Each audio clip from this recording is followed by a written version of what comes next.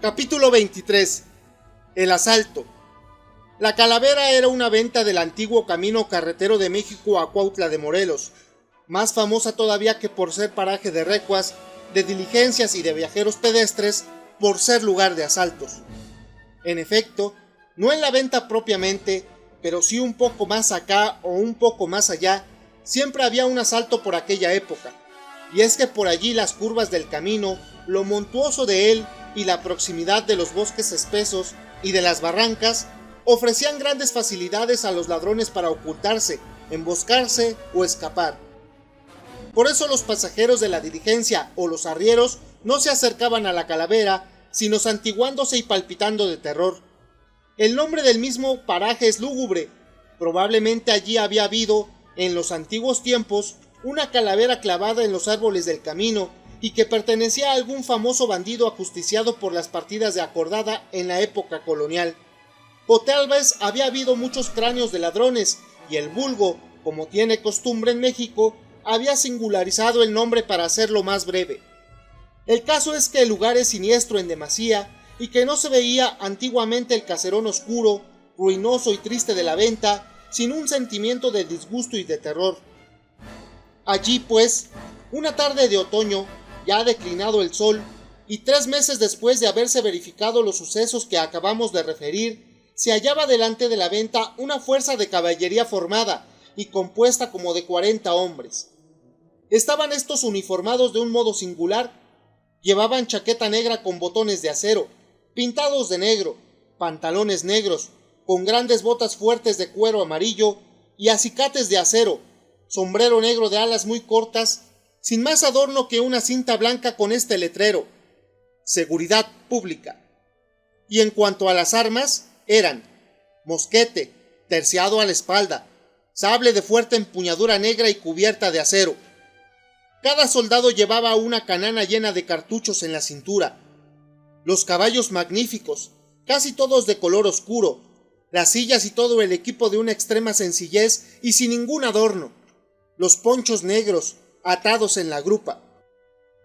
Casi todos estos soldados parecían jóvenes, muy robustos y tenían un gran aire marcial, pero su uniforme y su equipo les daban el aspecto lúgubre y que infundía pavor.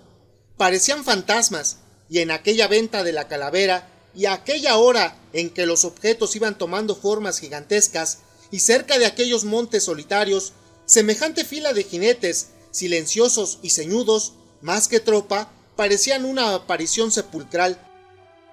El que seguramente era el jefe se hallaba a pie a tierra, teniendo su caballo de la brida. Parecía interrogar el horizonte en que se perdía el camino, en espera seguramente de alguno. Estaba vestido del mismo modo que sus soldados, solo que, en lugar de botas, tenía chaparreras de chivo amarillo y se hallaba abrigado con una especie de esclavina oscura. A pocos momentos salió de la venta un sujeto ya de edad y bien vestido, y dirigiéndose a este jefe, le preguntó: «¿No aparece todavía, don Martín?» «Nada, ni su luz», respondió éste. Así pues, aquel jefe era Martín Sánchez Chagoyán, y aquella era su tropa, uniformada según los propósitos de su jefe, de color oscuro y sin ningún adorno, por odio a los plateados.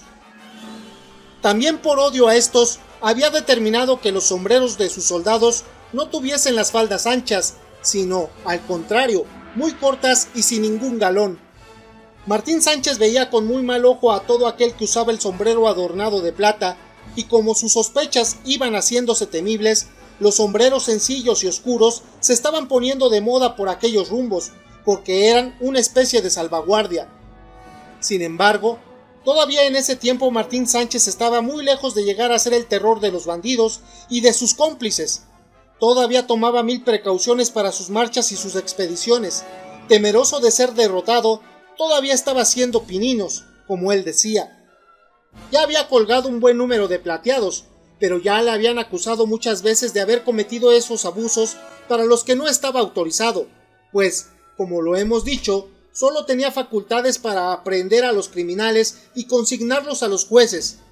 Pero Martín Sánchez había respondido que no colgaba sino a los que morían peleando, y eso lo hacía para escarmiento. En esto es muy posible que ocultara algo, y que realmente él fusilara a todo bandido que cogía, pero, como se ve, ni había podido desplegar toda su energía ni tenía los elementos necesarios para hacerlo, pues no contaba más que con aquellos hombres y con su resolución. El sujeto que acababa de dirigirle la palabra y que parecía ser un rico hacendado o comerciante, viendo que no venían las personas a quienes esperaban, dijo: «Pues, don Martín, supuesto que estos señores no aparecen, si usted no dispone otra cosa, seguiremos nuestra marcha, porque se nos hace tarde y no llegaremos a Morelos a buena hora. Además, el cargamento se ha adelantado mucho y podría ocurrirle algún accidente». «Yo creo», respondió Martín, «que no hay cuidado por esa parte. Saben que estoy aquí y no se han de atrever. Pero este don Nicolás sí me tiene con inquietud. Algo le ha de haber pasado, puesto que no llega. Me escribió que saldría de Chalco a la madrugada. Debe haber almorzado en Tenango y ya era hora de que estuviera con nosotros. Es verdad que viene bien acompañado y que además es muy hombre, pero estos malditos son capaces de haberle puesto una emboscada de Tenango acá, aunque yo no tengo noticia de que haya aparecido ninguna partida ayer ni antier. Pero usted sabe que los de Ozumba se ponen de acuerdo con los otros y así hacen sus combinaciones. Pues de veras sentiría yo que le hubiera pasado algo a tan buen amigo. Debía haberme adelantado hasta Juchi o hasta Tenango, pero él me advirtió que donde necesitaba acompañarse conmigo era aquí, porque desde aquí tenía aviso de que lo esperaban sus enemigos, que han jurado que han de acabar con él, lo mismo que conmigo.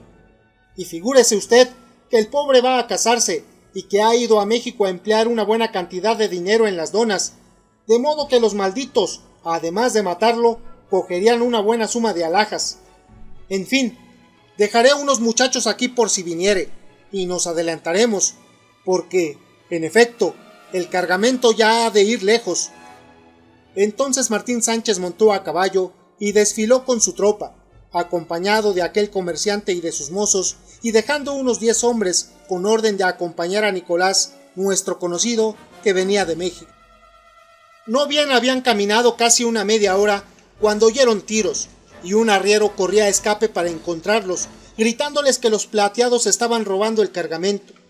Martín, a la cabeza de su fuerza, se avanzó a escape, y momentos después caía sobre los bandidos, que lo recibieron con una lluvia de balas y con una gritería insolente, diciéndole que ese era su último día.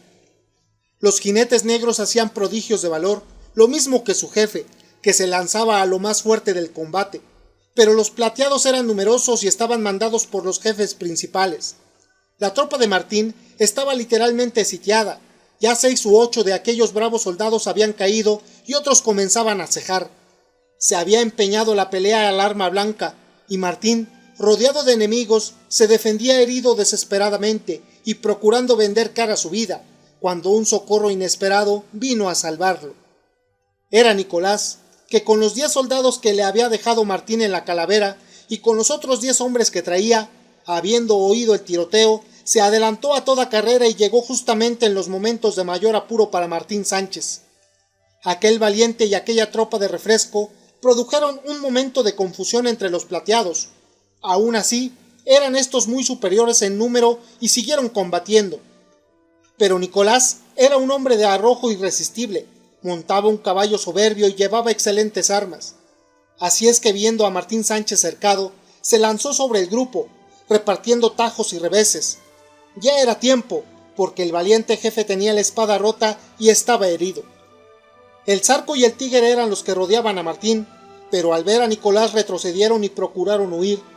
El herrero, al reconocer al Zarco, no pudo contener un grito de odio y de triunfo. Por fin lo tenía enfrente. Partió sobre él como un rayo. El bandido, perdido de terror, se salió del combate y se dirigió a un bosquecillo donde estaban algunas mujeres de los bandidos, a caballo, pero ocultas. Nicolás alcanzó al Zarco, precisamente al acercarse éste al grupo de mujeres, y allí, al tiempo en que el bandido disparaba sobre él su mosquete, le abrió la cabeza de un sablazo y le dejó tendido en el suelo, después de lo cual volvió al lugar de la pelea, no sin gritar: «¡Ya está vengada doña Antonia!». Ni oyó siquiera, furioso como estaba, el grito de Manuela, que era una de las mujeres que estaba a caballo y que lo había reconocido precisamente en el instante mismo en que hería el Zarco. La pelea, después de esto, duró poco, porque los bandidos huyeron despavoridos, dejando libre el cargamento. El sol se había puesto ya enteramente. Avanzaban las sombras y a la luz crepuscular, Martín Sánchez recogió a sus muertos y heridos, lo mismo que los de los plateados, operación que le hizo detenerse algunas horas hasta que anocheció completamente. Entonces, temiendo que los plateados se rehicieran y volvieran sobre él con todas las ventajas que les daban el número y la oscuridad, determinó que alguno avanzara rápidamente hasta Morelos y pidiera a la autoridad el auxilio de fuerza y las camillas que se necesitaban. La comisión era peligrosísima. Los bandidos no debían de estar lejos y era de temerse una emboscada en el camino. Solo un hombre podía desempeñarla y Martín Sánchez, en aquella angustia, no vaciló en pedir tal sacrificio a Nicolás. «Señor don Nicolás», le dijo, «solo usted es capaz de exponerse a ese riesgo, pero acabe usted su obra. Ya nos salvó usted hace un rato. Ahora, sálvenos de una vez. Usted conoce los caminos, tiene un buen caballo y es hombre como ninguno. Se lo ruego». Nicolás partió inmediatamente. Cuando Martín lo vio perderse entre las sombras, «Yo no he visto nunca», dijo, «a un hombre tan valiente como este». «Pero en un descuido lo van a matar por ahí», dijo el comerciante. «Dios ha de querer que no», replicó Martín Sánchez. «¿Pero qué quiere usted que hagamos para salir de aquí? No hay más que este recurso. No le ha de suceder nada. Ya verá usted. Don Nicolás tiene fortuna y es tan bueno. Valía más que me mataran a mí y no a él». Entretanto, los soldados que observaban las cercanías de aquel lugar para ver si había algunos heridos, volvieron diciendo que cerca, en unos matorrales, estaba llorando una mujer junto a un cadáver. Don Martín fue en persona a reconocer a esa mujer, que no era otra que Manuela, que no había querido huir con sus compañeras, no por amor al Zarco, a quien creyó muerto al principio, sino por miedo al tigre, que la hubiera tomado por su cuenta. Martín, examinando el cuerpo, se cercioró de que respiraba todavía. La herida que recibió el Zarco fue terrible, pero no mortal. El bandido estaba bañado en sangre y era difícil reconocerle, pero por Manuela se supo que era el Zarco. Martín Sánchez se estremeció de gozo. Aquel bandido temible y renombrado había caído en su poder. Iba a colgarlo tan pronto como amaneciera. Desgraciadamente, a la madrugada llegó la autoridad de Morelos con la fuerza y las camillas. Martín le entregó los bandidos prisioneros y heridos juntamente con aquella mujer. Nicolás apenas los vio, y Manuela, por su parte, no quiso dar la cara de vergüenza y se cubrió la cabeza completamente con su rebozo. Así marcharon a Morelos. Martín para curarse de sus heridas, que eran graves, lo mismo que sus soldados, continuando Nicolás a Yautepec a fin de preparar su matrimonio. Manuela, como era natural, presa con su amante, permaneció en la cárcel, incomunicada, y viendo en su imaginación la imagen de Nicolás cada vez más bella.